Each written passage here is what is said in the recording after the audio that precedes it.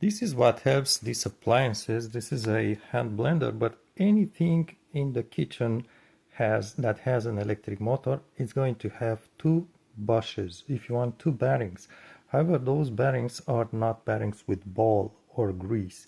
It's really just two cylinders. One is hollow, and the second cylinder, which is the shaft of the motor, spinning against each other. So you have metal on metal friction. And that's why they say not to keep this running for more than, I don't know exactly, each manufacturer has specifications, but I recommend no longer than 1 minute at a time, then let it cool down 1-2 minutes, because if it heats up too much, it starts wearing. The surface friction wears the metal, makes the metal more rough, and at some point they may even get seized and it no longer works.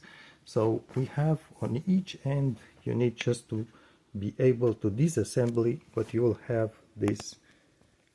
This is the shaft from the motor that you have here, and just at the end you will see one side of the bushing. So this here is just the bushing, the round piece. So I'm going to apply a tiny amount, a tiny drop of oil just there in between the surface of the shaft and the bushing. So basically these are the two surfaces that run against each other, and there's the second bush on the other side.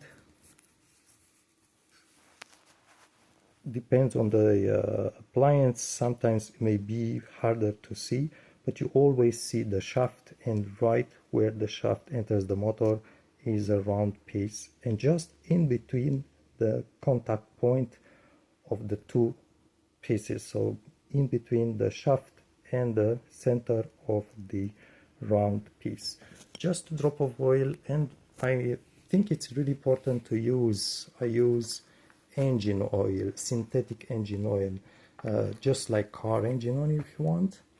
Why? Because it's an oil that lasts very long, and non-synthetic oils for car engines will simply degrade and cause like a varnish on the surface and may prevent actually proper running between the two components. So full synthetic engine oil, I prefer 0W30. The 0 part is the viscosity of the oil, and 0 means is the lowest that you get, and that's what you want on these small motors. 0W30, maybe ask a neighbor or something, or someone, maybe a husband, or 5W30, but full synthetic, not blend or something else. Just once is going to stay there for many years, 5-10 years or more, and then perhaps you can use them to keep them running for longer than the mentioned time, but don't exaggerate. Even with oil in there, I would say don't keep this run for more than 2 minutes or so, just to be safe.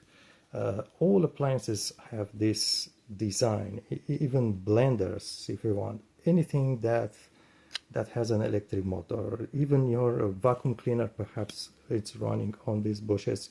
Now, maybe if you ever have one of these hand blenders, is that how we call this? Most of them are impossible to open. This one, it's a Cuisinart, it's a bit different, and it had 3 screws which were covered with tiny covers which were difficult to remove from there. I did use this box cutter tip, but careful if you ever try the same to pry these covers where there is a split line. Very difficult to remove for some reason. So that's the problem with appliances. So anyway, this one had a cover here and 2 at the bottom, this one and this one, and there was a bit of prying up because there is still some clips, plastic clips on the side. But again, oftentimes appliances are difficult to open. Sometimes they use security bits, security screws. That's even a worse problem. But if you are able to do it, it's going to help keeping these devices running for much longer.